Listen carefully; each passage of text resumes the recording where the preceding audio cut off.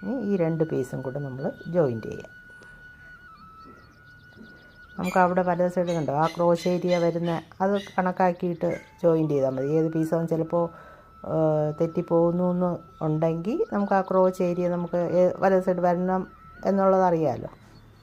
അത് കണക്കാക്കി വെച്ച് നല്ല വശവും കൂടെ വെച്ച് ജോയിൻറ്റ് ചെയ്താൽ മതി.